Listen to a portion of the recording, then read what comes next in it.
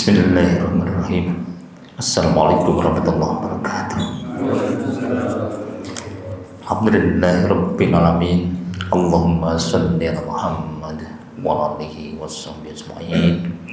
Ya Rahman ya Rahim, Rabbana ya Alim ya Aziz Hakim, Rabbi shrah li sadri wa yassir li amri wal mudaththir min lisani yafqahu qawli. Rabbi zidni ilma warzuqni fahma. Amin. Bapak Ibu yang dirahmati Allah SWT, mari kita awali ta'lim kita di sore hari dengan baca basmalah. Bismillahirrahmanirrahim. Raditu billahi rabba wa bil islami dina wa bi Muhammadin nabiyya wa rasula. Rabbi zidni ilma warzuqni fahma. Amin. Bapak Ibu yang dirahmati Allah SWT, pada kesempatan taklim kita di sore hari ini kita akan membahas firman Allah Ta'ala, Quran surat At-Tahrim ayat yang ke-6, perintah dari Allah Ta'ala kepada kita orang-orang beriman supaya menjaga atau memelihara diri dan keluarga kita dari api neraka. A'udzubillahi minasyaitonirrajim. Ya ayyuhalladzina amanu qu anfusakum wa ahlikum naro wa quduhan nas wal hijaratu 'alaiha malaikatun ghilazun syidadun la ya'sunallaha ma amarahum wa yaf'aluna ma yu'marun. Wahai orang-orang yang beriman, pelihara dirimu atau jaga dirimu dan keluargamu dari api neraka yang bahan bakarnya adalah manusia dan batu. Penjaganya malaikat-malaikat yang kasar dan keras, yang tidak durhaka kepada Allah terhadap apa yang Dia perintahkan kepada mereka dan selalu mengerjakan apa yang diperintahkan. Allah menyeru kepada hamba-hambanya yang beriman. Berarti insya Allah termasuk kita-kita ini oleh Allah diseru supaya kita-kita ini menjaga diri kita dan keluarga kita dari api neraka. Api neraka itu Allah terangkan bahan bakarnya adalah manusia dan batu. Berarti manusia yang berada di neraka itu sekaligus menjadi bahan bakar dari neraka itu. Dan batu di neraka itu di dalam tafsir Katsir disebut dengan kibrit, yaitu batu yang terus-menerus bisa panas. Dan batu di neraka itu baunya lebih busuk daripada bangkai. Jadi Allah menciptakan batu itu apinya keluar terus-menerus sekaligus berbau. Baunya lebih busuk daripada bangkai. Itu berada di neraka. Jadi kalau kita bayangkan di dunia, ya paling gampang mungkin kita lihat matahari. Matahari itu satu di antara triliunan bintang di langit.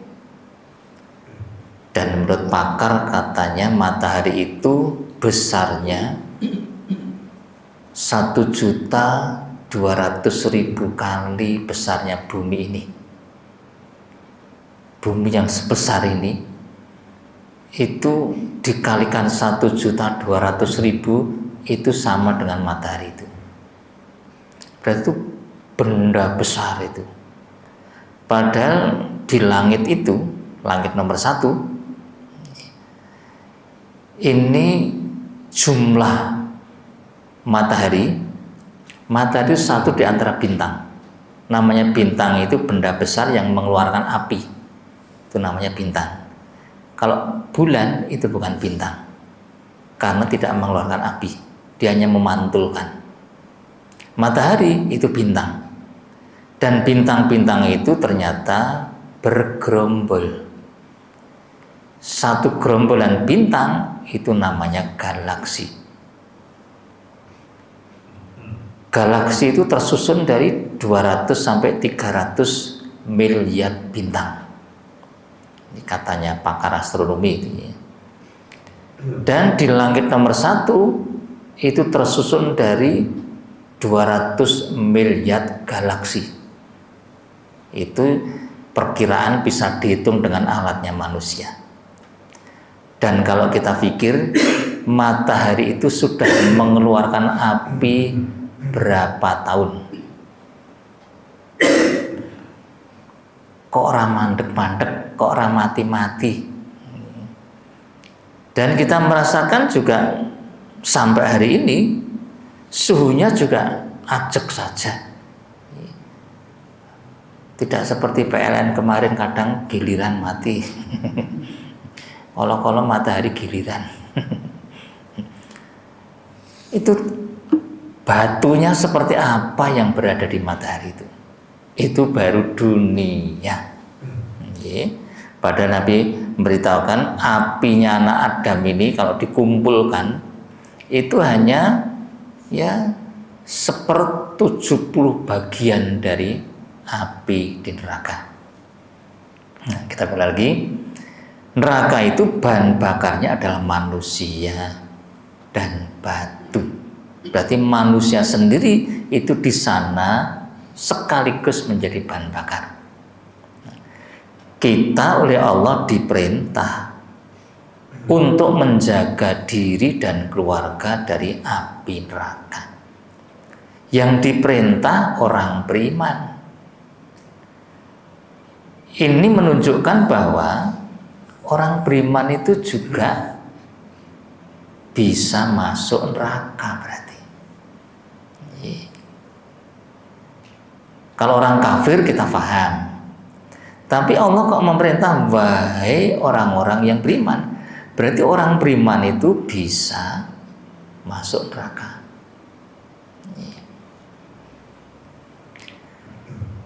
Ketika membahas tentang al-kabair, dosa besar, itu ulama mendefinisikan adalah dosa-dosa yang ada dalil dari Quran maupun hadis sahih, pelakunya diazab di akhirat atau orang yang mendapatkan hukum had di dunia. Itulah dosa besar. Di dalam Quran surat An-Nisa ayat 31 pernah kita bahas kalau tidak salah itu ya, tentang dosa besar. In tajtanibu kaba'ira ma tunhauna anhu nukaffir ankum sayyi'atikum wa nudkhilkum mudkhalan karima. Jika kamu menjauhi al-kabair, dosa-dosa besar, di antara dosa-dosa yang dilarang mengerjakannya, niscaya kami hapus kesalahan-kesalahan kamu dan akan kami masukkan kamu ke tempat yang mulia, yaitu surga. Dosa besar itu adalah dosa yang pelakunya kalau tidak tobat sebelum meninggal dunia, dia akan diazab di neraka. Itu dosa besar. Kalau dosa besar itu berwujud mensekutukan Allah, orang itu bisa selamanya di neraka. Tapi dosa besar yang lain, Allah masih berkenan memberi maaf bagi yang diberi maaf. Ada istilah dosa besar dan ada istilah dosa kecil. Dosa besar disebut al-kabair, dosa kecil disebut al-lamam. Dosa besar ini dibedakan dengan kesalahan. Ada doa di dalam Quran surat Ali Imran ayat 193. Ini bagus dibaca terus. Allah Ta'ala di ayat ini memberikan doa, Rabbana faghfir lana dzunubana wa kaffir anna sayyi'atina wa tawaffana ma'al abrar. Ya Rabb, ya Tuhan, ampuni dzunubana, kedoliman, dosa-dosa kami, dan hapus kesalahan-kesalahan kami, dan matikan kami beserta orang-orang yang berbakti. Bagus doa ini dihafalkan terus.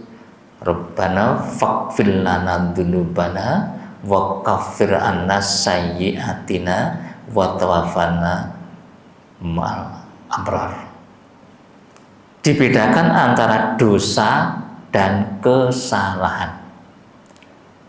Dosa itu berarti sesuatu yang disengaja. Kesalahan itu berarti kekhilafan, hal-hal yang tidak sengaja. Di dalam kaidah Islam, dosa itu minta diampuni. Kesalahan itu minta dihapus. Ini kita bedakan antara diampuni dan dihapus. Diampuni itu berarti memang sesuatu yang memang kita sendiri yang bandel, kita sendiri yang menyengaja. Tapi kalau dihapus, itu kalau dalam Islam penghapusan itu melewati kebaktian atau ketaatan. As-salatul khamsu wal jumatu ila jumati wa ramadhanu ila ramadhana mukaffiratun lima bainahunna iddat sunibatil kabair. Salat yang 5, Jumat dan Jumat, Ramadan dan Ramadan menghapus dosa selama dijauhi dosa besar. Hadis Imam Muslim. Sama dengan tadi, kalau orang itu menjauh dari dosa besar, maka perbuatan seperti itu akan dihadiahi menghapus kesalahan dosa kecil. Berarti dosa kecil itu memang kadang kita tidak sadar. Contoh umpamanya, kalau kita kelilipan, itu yang masuk mata itu benda besar atau benda kecil? Kecil. Kelilipan itu sengaja atau tidak? Tidak. Itu bisa dibersihkan, dihapus. Tulung disebulke. Wah, si loro ya, si tak raupi, diresiki, dihapus. Tapi kalau jenengan mengatakan tulung disebul, aku kelilipan sandal jepit, kira-kira bisa disebul enggak itu? Ambok diraupi saember ya tak hilang. Itu berarti memang kita menyengaja. Nah, penyebab seseorang itu disiksa itu dua ini. Pertama, al-kabair, dosa besar. Yang kedua, kesalahan yang jumlahnya banyak. Maka ulama mengatakan tidak ada dosa besar kalau bertobat. Tidak ada dosa kecil kalau diulang-ulang, sehingga akhirnya tetap disiksa. Buktinya ketika Nabi lewat di suatu pemakaman, kuburan, naik keledai atau himar, beliau hampir jatuh. Karena apa? Keledainya degar-degar. Kenapa? Nabi mengatakan dia mendengar orang disiksa di kubur. Karena binatang itu bisa mendengar suara orang disiksa di kubur. Terus Nabi turun mendekati dua makam. Dan di hadis itu diterangkan orang ini tidak melakukan dosa besar, tapi disiksa. Berarti memang kebiasaan. Yang satu di hadis itu disebutkan dia suka namimah. Apa itu namimah? Namimah itu hampir sama dengan ghibah, ngerasani. Tapi bedanya, namimah itu punya dampak adu domba. Kalau ghibah, ngerasani, itu hanya membicarakan aib, kejelekan orang lain. Tapi kalau namimah punya maksud mengadu. Di si A dia ngerasani B, di si B dia ngerasani A. Supaya apa? A dan B ini bermusuhan. Nah, kadang ada seperti itu. Neng terah keluarga gini ngomong ini, neng terah keluarga kono ngomong. Akhirnya dua terah ini bermusuhan. Itu namimah. Itu bisa menjadi kebiasaan adu domba. Itu biasanya kelanjutan dari suka ngerasani. Padahal yang sewu, ini ibu terutama aja. Kalau orang ngerasani itu biasanya ada temannya atau sendirian?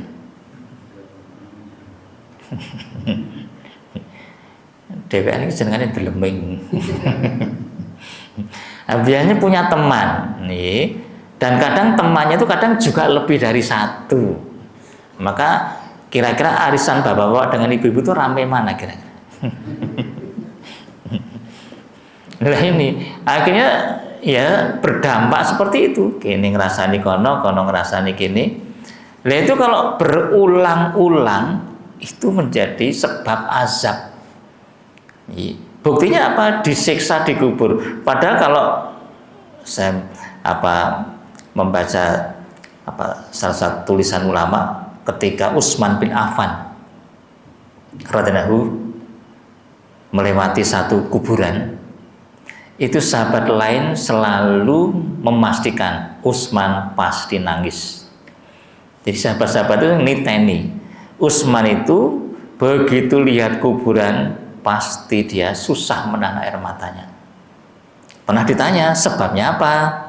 Utsman menjelaskan, aku mendengar Rasulullah SAW itu pernah bersabda, barang siapa yang selamat di tempat ini, dikubur, seterusnya jalannya akan mudah. Tapi kalau dikubur sudah tidak selamat, seterusnya semakin berat. Berarti orang itu kalau dikubur disiksa, kira-kira ke neraka atau tidak? Nah, berarti setelah itu semakin berat.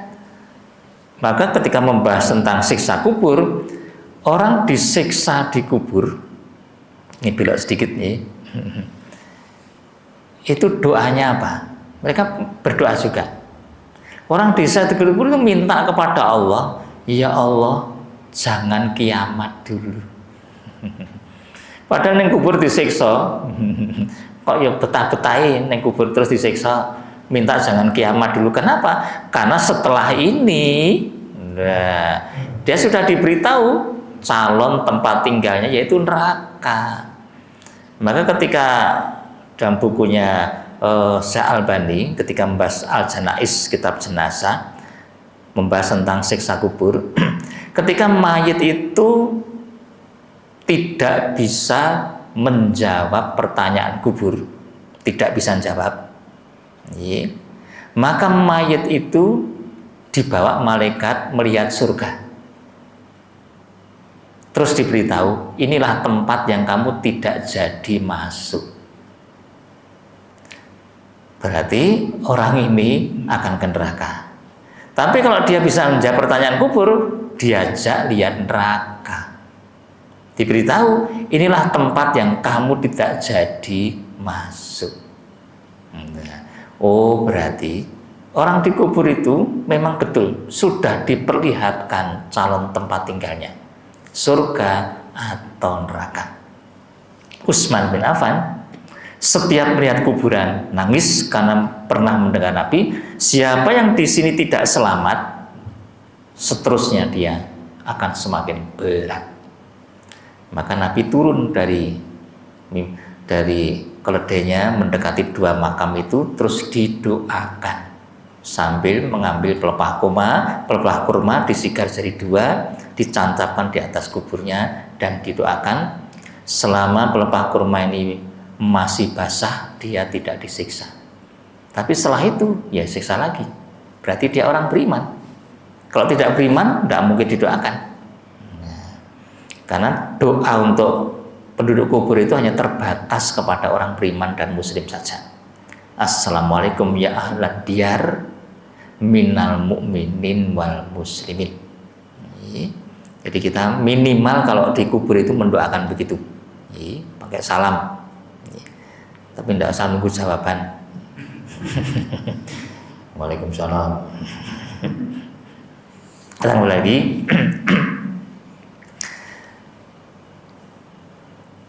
Bedanya antara dosa dan kesalahan. Dosa itu adalah kesengajaan, tahu itu berakibat jelek kita sengaja. Kelemahan iman untuk menahan nafsu, menerjang dosa besar, itu minta diampuni. Kalau minta diampuni, maka dia harus melewati yang namanya taubatan nasuha. Beda dengan kesalahan. Kesalahan itu ketidaksengajaan. Itu minta dihapus. Cara menghapusnya diantaranya tinggalkan dosa besar. Pertama. Yang kedua, kerjakan perintah-perintah Allah. Maka ibadah-ibadah itu hanya menghapus kesalahan, tidak mengampuni dosa. Dosa itu hanya bisa dimintakan ampun. Maka sambil beribadah itu minta ampun terhadap dosa besar. Tapi tidak ada gunanya dia mohon dihapus kesalahan lewat ibadah, dosa besar masih dikerjakan. Itu sama dengan orang minta obat penurun tensi, ning sate ini ra kapok-kapok. Dokternya jengkel. Dan jenengan segera napa niki? Niki Pak Dokter gula darah. Niki dicek 400. Jenengan ngunjuki legi-legi, nggih. Niki kula paringi obat ning legine kedah mandeg. Ngaten. Malah wingi kalih simbah kan ngombe undur-undur. Sedina 10. Anjenan ngombe undur sedina 10 sirupnya kelekat-kelekat apa ya percuma, malah undur-undur do lemu-lemu niku nang jero weteng. Negeri kita ini nyuwun sewu ji, dosa besar ya, ibadah ya. Korupsi itu mencuri, itu ada potong tangan, itu masuk al-kabair, dosa besar. Korupsi ya, sholat ya, haji ya, umroh ya, Ramadan puasa ya, tapi korupsi ya. Kira-kira ke neraka atau tidak? Apa sah-sahan? Dia tetap ke neraka. Dosa besar tidak bisa dihapus. Dosa besar bisanya diampuni. Untuk mengampuni ada urutan yang namanya rukun tobat. Rukun tobat itu nomor 1 adalah adanya rasa penyesalan. Ini hadisnya, menyesal itu adalah tobat. Jadi selama orang itu tidak menyesali perbuatannya, dia belum disebut tobat meskipun membaca istighfar berkali-kali. Ya Allah ampuni aku, ya Allah ampuni aku. Ning jalan terus korupsi ini. Habis korupsi malamnya istighfar. Lumayan berarti oke. Malah kadang anak yatim diundang di rumahnya, disantuni, suruh mendoakan semoga korupsi ini rakonangan. Maka disebut koruptor Islami. Koruptor itu juga jadi donatur banyak sekali. Masjidnya juga bagus. Korupsi jalan terus. Negeri kita hampir kolaps sekarang ini gara-gara korupsi yang hebatnya luar biasa. Ini hati-hati, ini sudah ada berita-berita dari para pakar-pakar. Indonesia sebentar lagi akan betul-betul collapse, PHK akan luar biasa, kemiskinan akan meningkat, kelaparan akan pokoknya mengerikan. Ya gara-gara salah urus. Nah, kita mulai lagi. Rukun yang pertama dari tobat itu adalah penyesalan.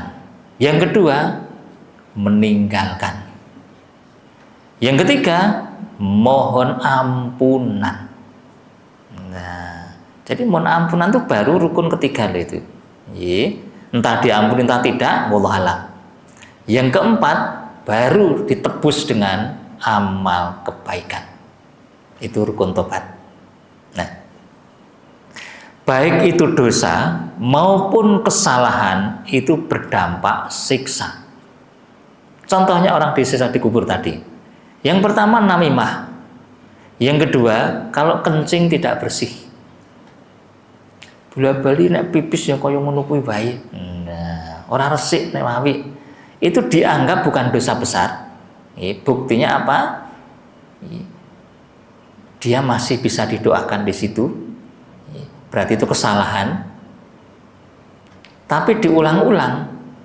Nah, maka Nabi mendoakan dua kubur tadi sambil menancapkan dua pelepah kurma. Kemudian sekalian, berarti kalau kita diperintah, wahai orang-orang beriman, jaga dirimu dan keluargamu dari api neraka. Itu berarti kita diperintah untuk menjaga dari penyebab disiksa. Apa penyebab disiksa? Dosa dan kesalahan. Nah, kalau dosa jelas harus tobat. Kesalahan bisa dihapus dengan banyak istighfar, dengan banyak beribadah, dengan banyak sedekah. Maka perintah Nabi, fattakunar, takutlah, jaga dirimu dari neraka, walau bisiki tamratin. Jaga dirimu dari api neraka meskipun hanya dengan sebiji kurma.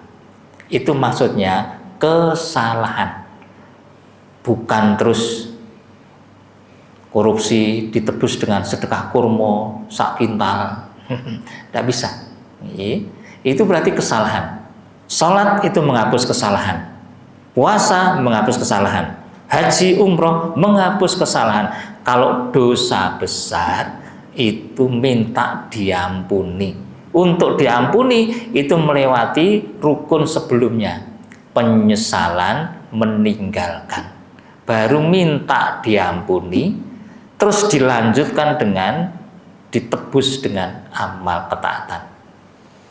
Maka doa tadi surat Ali Imran 193, Rabbana faghfir lana dzunubana wa kaffir anna sayyi'atina wa tawaffana ma'al abrar. Minta matinya dikelompokkan orang yang mengerjakan ketaatan. Itu untuk mengistiqomahkan jauh dari dosa besar dan menghapus kesalahan. Nah, Bapak sekalian, ketika kita diperintah untuk jaga dari api neraka, sementara kita tidak begitu terbayang api neraka itu seperti apa tuh? Kira-kira menjaganya semangat atau tidak? Beda dengan COVID dulu. Ketika COVID banyak korban bergelimpangan di tetangga kanan kiri kita, keluarga kita. Ada seruan suruh menjaga supaya tidak terkena COVID. Jangan keluar dari rumah. Kabeh do manut kabeh. Masjid berjarak 1 meter. Jadi sak masjid diisi wong 5. Iki jane jamaah apa jetungan gitu. Dan ada masjid itu dibukaannya, pintunya hanya 0,5 meter. Jadi maksudnya apa? Maksudnya sing mlebu aja akeh-akeh. Terutama sing kuru-kuru. Sing lemu-lemu rasa mlebu buka 1,5 meter. Do manut kabeh. Kenapa? Karena tahu dampaknya seperti itu. Ada rasa ketakutan. Manut kabeh. Jam 8 tekan jam 10 suruh berjemur. Do ning Klata do akeh wong berjemur. Suruh makan ini manut kabeh. Kenapa kok do manut kabeh? Ya karena tahu dampaknya seperti itu, akibatnya mengerikan seperti itu. Nah, ketika orang diseru takut dengan neraka, terus dia tidak begitu faham, apalagi iman, tidak begitu percaya neraka iki ana tenan para jane. Itu terus bagaimana dia punya semangat untuk menjaga dari neraka.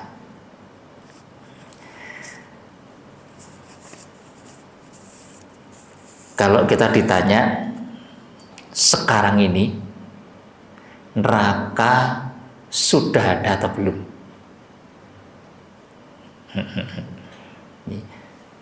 Kalau sudah ada, neraka itu sekarang di mana? Setelah itu, sekarang ini neraka sudah ada yang menempati atau belum? Sama dengan sekarang surga itu sudah ada atau belum sekarang? Kalau sudah ada, surga sekarang di mana? Terus ana sing ngenggoni apa ora? Nek ana sing ngenggoni ya mubadir. Nah, ini untuk memunculkan keimanan sekalian. Pertama, kalau kita ditanya Bapak Ibu Adam dan Hawa itu asalnya dari mana? Dari surga. Turun ke dunia. Berarti surga ki wis ana. Terus sekarang surga itu di mana? Kalau ada orang tanya seperti itu, sama dengan kalau sekarang malam, siang itu di mana? Gitu. Ya dulu ya. Kalau sekarang mungkin orang bisa jawab, oh malam itu sekarang di sini. Terus siangnya di mana? Di Amerika. Kan bumi bunder. Nah, yang kena matahari berarti siang, yang membelakangi matahari berarti malam. Iya saiki. Kalau sekarang malam, siang itu sekarang tempatnya di mana? Kalau sekarang kita di dunia, surga itu di mana? Ya di baliknya dunia ini. Nara percaya mati ya. Nggak ketemu. Sama dengan neraka juga begitu. Maka ketika Rasulullah SAW sedang pengajian seperti ini, tiba-tiba terdengar suara batu besar yang jatuh, gluduk. Tuh. Beda kalau kita di Jogja barangkali ada watu saka Merapi barangkali. Tapi di zaman Nabi di padang pasir ada suara batu jatuh besar. Nabi tanya pada sahabat, itu suara apa? Sahabat menjawab, Allah dan Rasulnya yang lebih tahu. Nabi menjelaskan itu suara batu yang dijatuhkan ke dalam neraka 70 tahun yang lalu. Sekarang baru sampai dasarnya. Dan suaranya diperdengarkan kepada kalian. Subhanallah. Berarti neraka ki ya jane rado nek desa ngrungokke. Buktine watu ya iso dirungokke saka dunya. Nabi Adam diturunkan ke dunia. Berarti surga ki nek ya rada nih. Nek ngedoke apa ya diuncang unting bluk. Oh, berarti surga dan neraka itu memang sebetulnya tidak jauh dari dunia ini. Hanya memang kita tidak diberi ilmu untuk faham. Nabi Isra Mi'raj melihat neraka, melihat surga. Sehingga Nabi cerita di neraka yang paling banyak wanita. Berarti neraka ku ya wis ana isine. Buktine Nabi kok ya iso mirsani paling banyak wanita. Ketika Nabi pulang Isra Mi'raj juga cerita pada sahabat bahwa aku melihat surganya Umar. Nah, terus aku menengok, kata Nabi. Kenapa Nabi? Umar tanya. Aku tahu Umar itu pencemburu. Aku lihat surganya Umar itu melihat calon istrinya Umar di surga, dan aku segera menengok karena tahu Umar itu pencemburu. Umar nangis. Nabi kok begitu? Orangnya masih di dunia, coba. Tetapi Nabi sudah bisa melihat surganya. Bahkan ketika ketemu dengan Bilal, Nabi tanya, Bilal, kamu itu punya amal apa? Kok suara sandalmu aku dengar di dalam surga? Wong iki ning donya kok sandalis tekan surga srek. Apa sandal mlaku dhewe?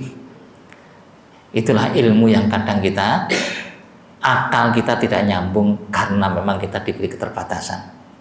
Fir'aun dan orang-orang kafir dinampakkan neraka di alam kubur. Hadis-hadis tentang siksa kubur itu juga salah satunya ditampakkan neraka dan kepada penghuninya. Penduduk kubur yang akan masuk surga ditampakkan surga bagi dia.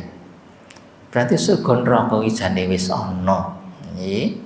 Bahkan Nabi mengatakan panasnya dunia itu adalah uap dari neraka.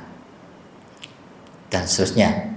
Atau Nabi cerita surga itu dibungkus dengan apa yang dipantang oleh hawa nafsu. Neraka dibungkus dengan yang disenangi hawa nafsu. Kesimpulannya, kita yakin surga neraka itu betul-betul ada. Kemudian Quran maupun hadis-hadis yang menceritakan gambaran tentang neraka. Namanya neraka itu dalamnya, kalau ada batu besarnya 7 kali unta yang bunting dilemparkan ke dalam neraka, itu melayang-layang 70 tahun baru sampai dasarnya. Itu dalamnya neraka. Sekarang kita bayangkan jerone sak piro. Nah, dalam neraka seperti itu akan dipenuhi dengan manusia. Besarnya neraka itu kalau matahari dan bulan itu dilemparkan ke tengah neraka, itu seperti seekor binatang kecil di tengah lapangan. Hanya benda kecil di tengah neraka. Neraka nanti akan penuh dengan manusia. Dan manusia di neraka itu badannya dibesarkan, kata Nabi. Kulitnya diganti-ganti terus supaya terus merasakan sakit. Hangus, terbakar, ganti kulit baru.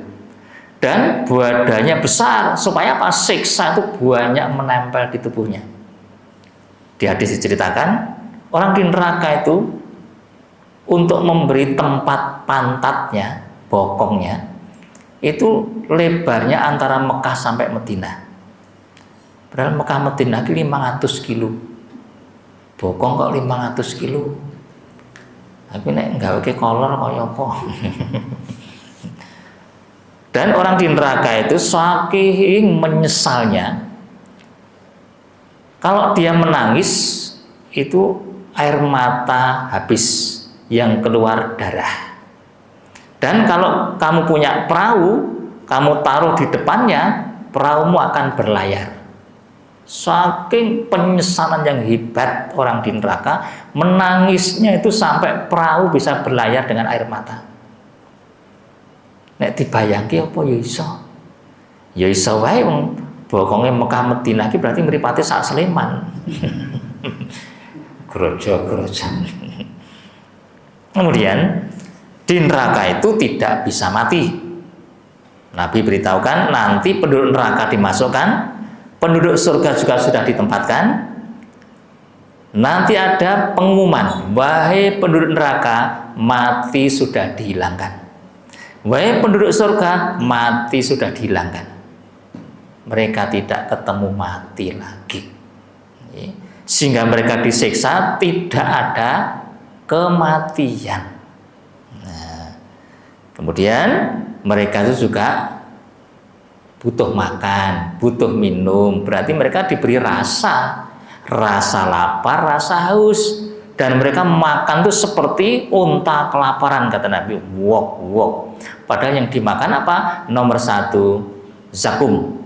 Buah zakum itu kalau ditelan itu bisa meledak di dalam itu karena racunnya hebat. Kemudian makanan yang agak enak sedikit namanya tinatul kibal, yaitu kelontokan borok. Wong rokok itu borok itu kerok untuk hidangan penduduk neraka sendiri. Dan minumnya apa? Air mendidih itu kalau dituang di kepala, dia langsung tembus ke dalam tubuh. Dalam tubuh itu hancur, keluar lewat kaki. Jadi air neraka itu kalau dituangkan itu bisa menembus tubuh itu sampai keluar di kaki. Saking panasnya. Dan minuman yang agak enak sedikit namanya usoroh. Apa itu? Getih nanah. Jadi orang di neraka itu cing cermumuh, nanahnya dipelototi untuk minuman penduduk neraka sendiri.